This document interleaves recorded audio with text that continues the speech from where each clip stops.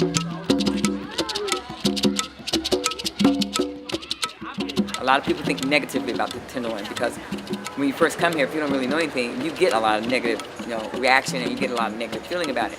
But since I've been doing this and I've stopped and started taking a look at things, you actually start seeing more of the beauty because there's a lot of beauty here. There's a lot of good here.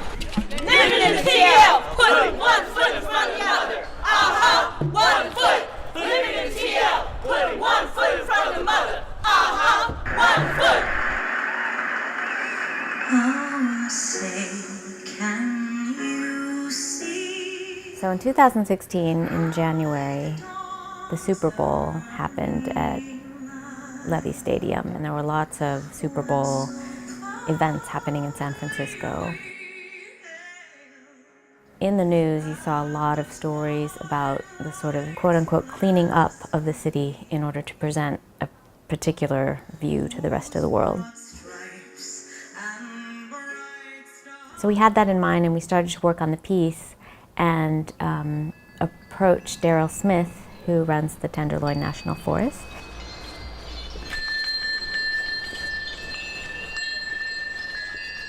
He offered us space and time in the forest and in the gallery next door, and suggested that we talk to Anne Bleetenthal, who runs Skywatchers, which is a group of folks who live in SRO hotels in the Tenderloin and have been making art with Anne for over 5 years. Meeting Anne and meeting the Skywatchers really allowed us to begin to form a relationship much more quickly than if we had just gone in cold. We were going to the Tenderloin I think we started sometimes from 2 o'clock to 8 o'clock. And we were going for a long time. Things emerged, like we started knowing the stories of the people there. So we conducted interviews with a bunch of residents. One of the questions was, if you had to pick one moment in your life that would be the only memory that you would carry with you for the rest of time, which moment would you choose? It made them think of things that were special for them. The idea that we're coming from this difficult place, and sort of getting over the hump and beyond, that there's more, there's tomorrow, there's more living to do, good living to do.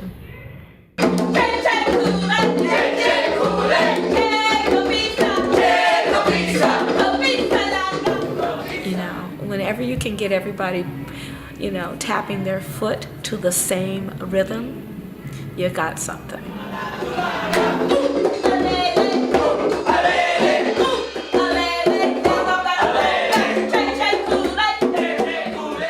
So we decided to make a song out of their favorite memories. So that's how the Freedom Song came about.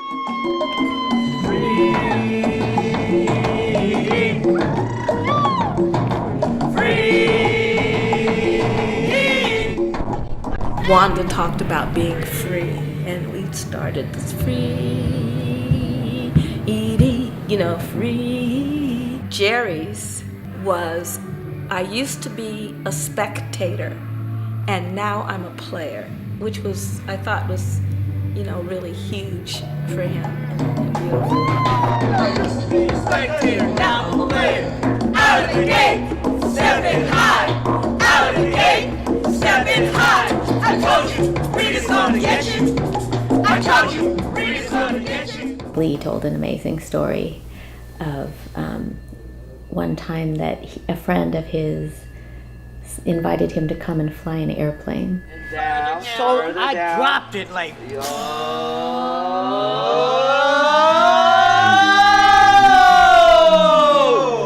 right above the tree line. Everyone is true. Every story that I'm telling is true, and I have actually been a part of, but it takes me back to the moment, and it's all so vivid to me. We just started kind of playing around with flying and this idea of flying. We both really had to listen to each other to find a way to move together. We are very interested in movement, in physical movement. So for us to be able to physicalize bodies that they are not trained bodies is very interesting to us. I mean, it has a magic to it.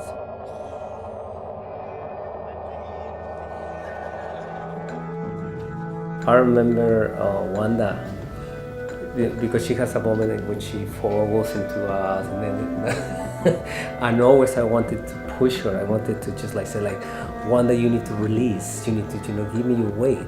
Just like she was whispering me, if you drop me, I kill you. I kill you. And it was interesting. I learned a lot from Debbie and Jose, even though Jose got on my nerves, but I love him. You have to love him. And I really love Debbie. She's... Debbie, we love Debbie. We love Debbie. Debbie understands. That's folks right there. The rational voice of reason. Like. No, a casual, throwaway, polite question. If you don't say the right, What do you? I'm the one that always started. You guys the one that always forget. bring it to me. Bring it. Yeah, I was promoting rigor. I was promoting like really understanding their pieces in that I felt that we needed to be together.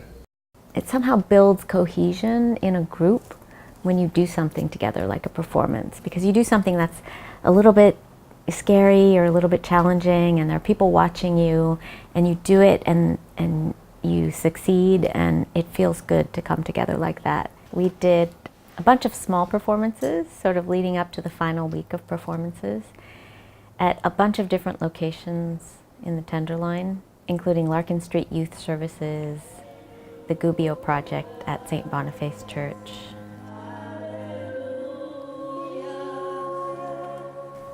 They do really incredible work because they open from 6 a.m. to 3 p.m. They open the pews in the church for folks who need a place to sleep, to go in and sleep during that time.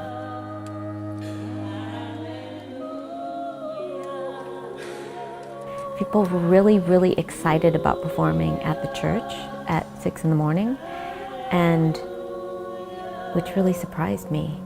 And I asked them about it, and they said, well, that I used to be homeless. I used to sleep here. You know, I know all these folks, and I want to be of service to the folks who are sleeping here. So there was a lot of love and a lot of beautiful feelings to that performance.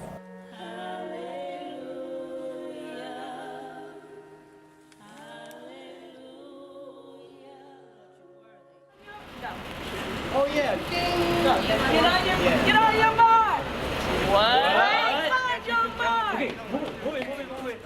We had several collaborators who were working with us. So Jose, myself, Shakiri, Kevin O'Connor, David Molina, and then some dancers from our company.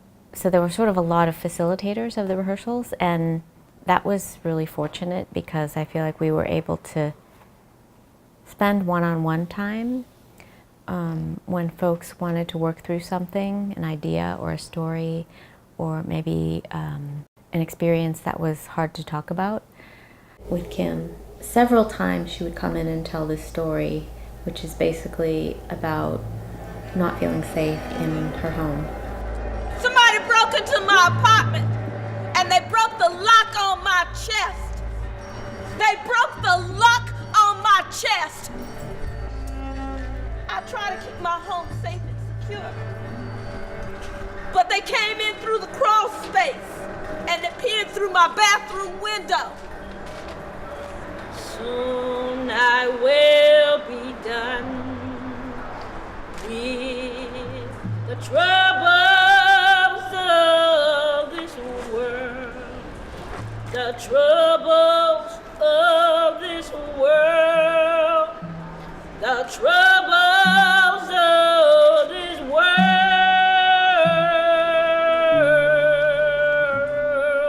Soon I will be done.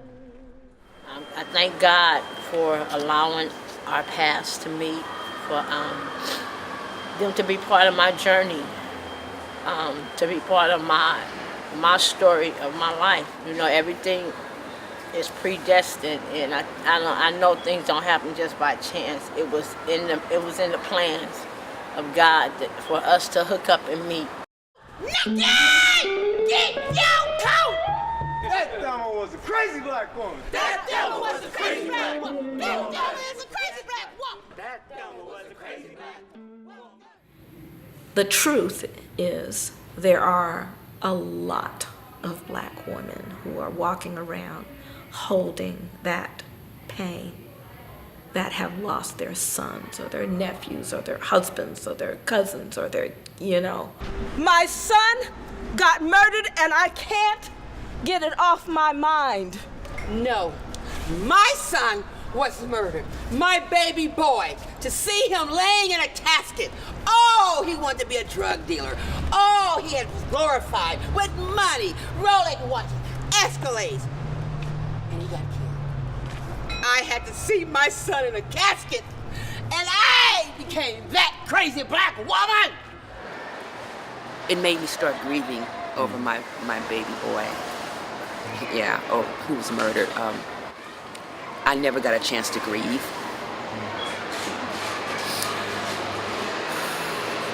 And really never got a chance to talk about it. So the show brought it out for me. The idea that people close to us have been murdered and we're walking around as if nothing has happened, and it makes us crazy. My son was homeless, and he got burnt up under the Bay Bridge from being homeless.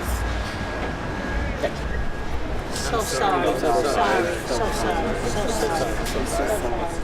I had no idea that Rita was going to stand up and say, my son got murdered. And June would stand up and say, my son got murdered. And so you had June, you had Rita, my brother was murdered. So you have 3 women out of 8.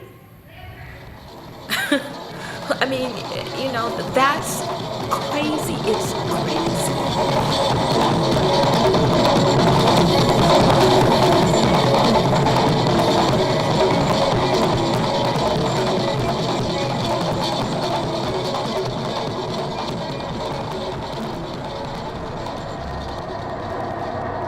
You know, when I was a little girl, my grandpa held me up right after they had me and told everybody to turn me around. This one I'm gonna name Wanda because she's gonna be a wanderer. Breaker, one-nighter. This is Pretty Kitty. Who's out there? You know, I've had an amazing life when I stop and think back on it. I really, truly have. I've been blessed. Sometimes I didn't always think it was a blessing, but in reality it was because it made me stronger, it made me firmer, and it taught me what the world was really about. I drove everywhere. Washington, D.C., Virginia, North Carolina, South Carolina, Boston, Florida, Louisiana, and Texas, Montana, the Dakotas, Washington. The most exciting breakthroughs I felt like happened when the performers would become extremely invested in what we were making and emphatically state what they envisioned the work to be. Working with Silver Sonic, it was very interesting. We created a duet, we danced together, and then he paid me, and then he said like, oh, I wanted to fly. I was like, okay, so does that feel? Okay, so like, yeah, we can put a harness and suspend you there, and you get the guitar, and then and you play and I dance, and yeah. My suspension in the air, playing the bass, I thought was just what the show needed for a grand entry. Yeah, he definitely was one of the most spectacular elements of the show. My expectations was to maybe toss up a couple of parlor tricks for a small crowd. It turned out to be much more than that. It touches on people's lives, it touches on situations in cities you live in, it touches bases with your living conditions, as well as just the world as a whole, you know. And to me, it also gives you a chance to express what you feel and, you know, what people are feeling. We made the newspaper. I made the front page of the newspaper. Can you, me? What? We certainly got to the place where Rita, Wanda, Jerry, Lee, especially, I think, and Kim took ownership of the piece. It wasn't Naka's piece. It wasn't Shakiri's piece or Kevin's piece. It was, you know, their piece. And for me to see their perspective, it was very powerful, and I felt really, I really felt that they taught us so much, you know. In this way of what I'm talking about the survival, how you survive, you know, like, you know, injustice. Hopefully, I can help change the way of the Tenderloin. You know, not the way of the world, but maybe so. Maybe the way of the world too. When I first came to San Francisco, I said that this looked like it was going to be a fantastic adventure. It was at the beginning a fantastic adventure, and then quickly turned to a nightmare, but it's again becoming a fantastic adventure. And for that, I'm truly grateful to Skywatchers and Naka Theater. I am. I really am. I don't have enough words to say to describe how I felt. You know, it's a feeling. It's a feeling. You know. If there was a song that could describe it, how it felt. Do you have a song? Marvelous. Too marvelous for words. You know. Who sings that? You heard that song? You're just too marvelous. Too marvelous for words. Too marvelous for words. Like glorious, glamorous, and that old standby amorous. You're just too wonderful. I'll never find the words that tell enough, spell enough. I mean, they just aren't swell enough. You're much too much, and just too very, very to ever be in Webster's dictionary. And so I'm borrowing a love song from the birds to tell you that you're marvelous, too marvelous for words.